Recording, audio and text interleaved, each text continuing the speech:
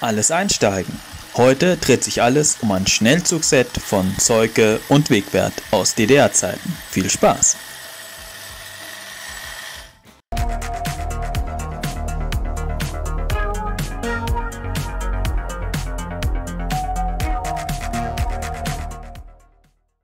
Liebe Modellbahnfreunde aus Ost und West, viele von euch haben es schon vermutet, doch nun ist es endlich soweit. Ich bin in der Spur TT angekommen. Nun, zumindest für dieses eine Video. Ich habe vor einiger Zeit auf einem Flohmarkt ein wunderbares Set aus DDR-Tagen gefunden von Zeuke und Wegwert aus den 1950er, Anfang 60er Jahre. Und dieses Set möchte ich euch im Folgenden vorstellen. Mit diesem Video möchte ich unter anderem auch meinen lieben Modellbahn-Kollegen Daniel Gottschalk vom selbennamigen Kanal grüßen. Seine Arbeit ist wunderbar. Er ist in der Nenngröße TT unterwegs. Sein Kanal ist oben auf dem i verlinkt. Schaut gerne vorbei. Hervorragende Arbeit, die er macht und ein wunderbarer Modellbahn-Kollege. Kurz ein paar grundlegende Informationen. Die Firma Zeuke und Wegwert wurde 1952 in Berlin gegründet. Sie produzierte zunächst Spur 0 und Modellschiffe. Ab 1956 erfolgte eine Staatsbeteiligung. Das Ganze wurde zur KG umgebaut. Ab 1957 wurde die Spur TT dort eingeführt. Weihnachten 58 war eine V200 nebst Wagen im Handel. Und ab 1972 war die Vollverstaatlichung abgeschlossen. Es firmierte dann unter dem VEB Berliner Modellbahn, später dann unter BTTB. Die Spur der Mitte gewann in der DDR eine ungewöhnlich große Verbreitung und eine große Liebe zu dieser Nenngröße entwickelte sich.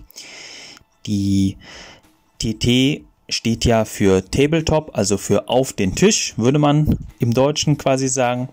Und die Beliebtheit war in der DDR größer als in der BRD. Hier gab es zwar auch Rokal, aber hier war doch mehr H0 und später N verbreitet. Im Folgenden werfen wir einen Blick auf dieses V200-Set. Interessant, eine V200 der Deutschen Bundesbahn. Hier wurde auch bewusst auf die Exportmöglichkeit hin produziert, was für Zeuke und Wegwert doch in den 60er Jahren von Relevanz gewesen ist und eben auch Devisen in die Kassen spülen sollte. Das Ganze zeigte sich häufig in verschiedenen Publikationen, in verschiedenen Katalogen von Zeuke und Wegwert, aber eben auch anderen. Hier Katalog, Modelleisenbahn und Zubehör. Dort sehen wir dieses V200-Set schon abgebildet, nebst anderen Erzeugnissen.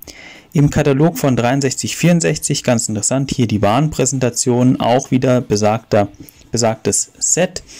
Wird hier von den beiden Verkäuferinnen präsentiert, stolz lächelnd. Es war ein Schnellzugset mit der Nummer 1597. Die Einzelheiten kommen später noch einmal. Die Lok gab es auch einzeln zu kaufen. Interessant unten die Zeichnung in Blau auch noch einmal. Erinnert an den Regierungszug von Josef Broz Tito übrigens. Kleiner Hinweis. Im Zeugekatalog 1961-62 haben wir auch dieses Bild, eine Anlage und dieser Schnellzug hier im großen Bahnhof. Die Diesellokomotive gab es auch einzeln zu kaufen. Hier noch einmal zu sehen mit edler Zeichnung. Ohnehin die Zeichnungen damals in den Katalogen faszinieren mich immer wieder. Eine dynamische Grafik, die Farbwahl einfach klasse.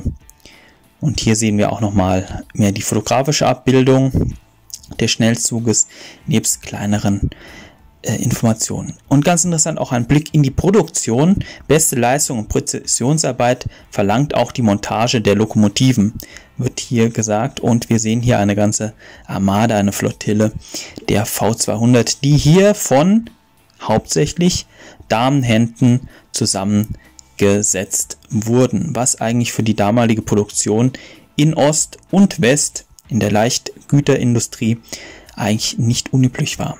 Das ist die Rückseite vom Katalog, ganz prominent auch die V200 in Szene gesetzt.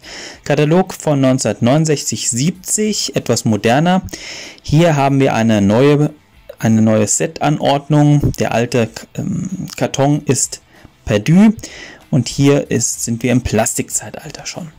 Selbstredend darf die Repräsentanz oder die Abbildung im Modelleisenbahner nicht fehlen. Hier Heft 12, 1959. Wir stellen vor, Zeuke TT-Bahn, damals noch richtig neu, und dafür musste dementsprechend prominent noch geworben werden. Eben auch stolz, hier ein neues Produkt, ein aufstrebendes Produkt zeigen zu können. 1960-4 haben wir schon auf dem Titelbild eine moderne Bahnhofshalle nebst besagten Schnellzugset, die V200 nebst Schnellzugwagen, die hier ihre Passagiere aufnimmt. Auch in dem Buch Modellbahnanlagen 2 sind mehrere TT-Anlagen bereits vertreten und selbstverständlich dreht hier auch die damals als Verkaufsschlager geltende V200 ihre Runden an verschiedenen Orten. Die Aufteilung der Anlagen hochinteressant, kreativ, viele verschiedene Facetten, und man musste damals eben noch viel improvisieren, weil so viel Zubehör gab es damals noch nicht. Der heutige Musiktipp passt perfekt zu meinem Aufstieg der Nenngrößen von N zu TT. Das Lied heißt Der Weg nach oben der Metalband Formel 1, hier auf ihrer LP Live im Stahlwerk. Auf jeden Fall eine Hörempfehlung, haut rein. Nun wollen wir in Medias Res gehen. Das Set 159.7 Schnellzug mit V200 zum Preis von 72,75 Mark gab es zu kaufen in diesem Karton, der mir hier vorliegt. Dieses Design war standardisiert mit der Dampflok in voller Fahrt. Wenn man es öffnete, waren hier eingeordnet verschiedene Inhalte. Wir haben hier die V200 selbst, der DB, und dreimal den Schnellzugwagen AB4ÜPE, der DR, und einen Schienenkreis mit Anschlussgleis und 6 Geraden. Die V200, die wir hier sehen, ist eines der ersten Modelle, das sieht man auch an der Kupplung vorne, ist lackiert und meiner Meinung nach sehr gut erhalten. Dafür, dass ein Flohmarktfang hier tief im Westen war, gut erhalten und auch ansehnlich verarbeitet. Ich gehe jetzt mal näher ran, da sieht man es schon. Bis auf die kleinen Lackabplatzungen doch ein respektables Modell. Oben die Fahrerkanzel nicht verglast. Das war natürlich etwas zugig, aber das kam später. Sehr interessant, wie gesagt, auch die Kupplung selbst. Die Verarbeitung, der Spritzguss und auch die Lackierung, auch die Drehgestelle unten laufen sehr gut. Unten zum Öffnen, das ist die Klappe, wo wir jetzt auch gleich hineinschauen. Das sind die Waggons, 3 Stück an der Zahl der DR. Also hier wurde DR und DB schon vereinigt. Auch gut gearbeitet. Dafür, dass es sich um recht frühe Werke von Zeuke und Wegwert handelt. Schauen wir unten, die Drehgestelle sehen so aus. Unten konnte man den Wagenkasten dann aufschrauben, mit der einen Schraube öffnen und dann später eben auch beleuchten. Das war schon vorgesehen und möglich. So sieht das Ganze dann aus. Ich hole jetzt hier einmal das Rollmaterial hinaus und stelle es einmal nebeneinander, fächer es auf und die Lok und Waggons bilden einen Zug mit der Gesamtlänge von 75 cm. Hier das Schienenmaterial, es sind wirklich die Schienen der ersten Generation. Das zeigt sich daran, dass die Schwellen glatt waren und die Schienenstränge etwas anders als die späteren designt waren, also etwas schärfer geschnitten, würde man sagen.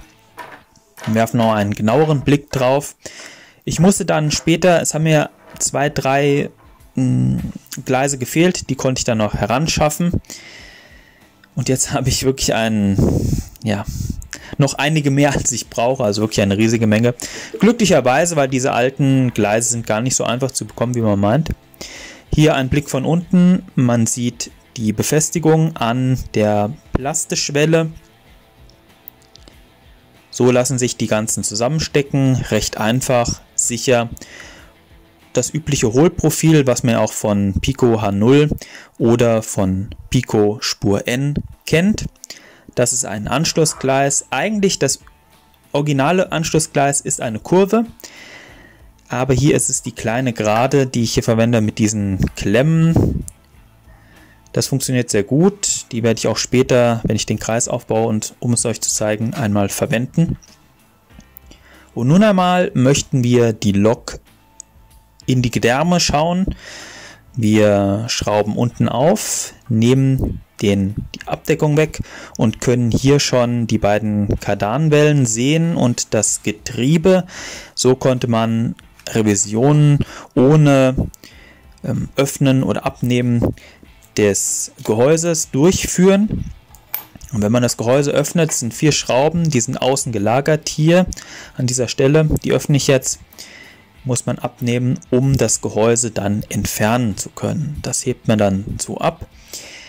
Und hier sieht man wirklich ein höchst interessantes und recht frühes Modell. Der Motor, die ganzen Kondensatoren, wirklich, ja, man möchte schon fast sagen prähistorisch für den damaligen Stand, aber damals hochmodern.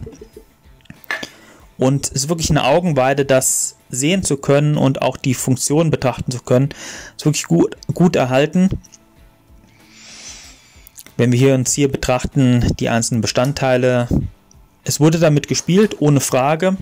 Und es ist auch teilweise etwas schmutzig, aber dann doch gut gepflegt. Der Motor hier, ich konnte mich dann etwas einarbeiten. Es ist nicht so komplex. Es ist die übliche, ja, Kohlenandrückung. Dazu gleich mehr. Und die verschiedenen Kondensatoren. Das Ganze ist beleuchtet, auch interessant, wechselseitig hier vorne. Und hier werden die Kohlen angedrückt mit einer Feder beidseitig. Sind eingelagert Kohlen, solche kleinen würfelförmigen, also später hat sich das geändert. Und nun möchte ich euch zeigen, wie diese Lok hier in Betrieb aussieht. Ich habe den Kreis aufgebaut, also das, was in dem Karton drin war. Und werde jetzt hier mit dem Original-Aufgleiser von Zeuke Wegwert die Lok darauf schieben. Sie fährt voran, der Wagen drauf. Diese Kupplungen funktionieren hervorragend. Sicherheit ist hier gewährleistet. Hier noch einmal die beiden Wagen. Könnt ihr sehen, wie die beiden Kupplungen ineinander laufen, sich festsetzen und fest verbinden. Und nun ein paar Impressionen, wie die Bahn fährt. Der Sound ist sehr interessant. Ich habe hier zurückgegriffen auf ein paar TT-Accessoires, die ich noch in meinen Beständen habe. Ich habe das Ganze etwas ausgeschmückt und möchte euch jetzt hier die Lok in Betrieb zeigen. Ich hoffe, ihr habt Spaß an diesem kleinen Ausflug in die Nenngröße TT gehabt. Ich konnte euch etwas zeigen, was ihr bislang noch nicht gesehen habt, oder vielleicht erinnern an das, was ihr schon einmal gesehen habt, aber schon wieder vergessen habt. Es war mir eine Freude, bislang euch das zeigen zu können. Keine Sorge, beim nächsten Mal wird es wieder Spur N. Ich wünsche euch an dieser Stelle frohe Feiertage. Entspannt euch gut, lasst der Modellbahn Raum, lasst sie kreisen, lasst sie fahren, verschenkt sie, freut euch dran. Ich wünsche euch ein glückliches und vor allem friedvolles Jahr 2024. Und wir sehen uns dann wieder. Wenn es euch gefallen hat, wie üblich, liken und über eure Kommentare freue ich mich. So dann, bis zum nächsten Mal, Glück auf und fahrt frei.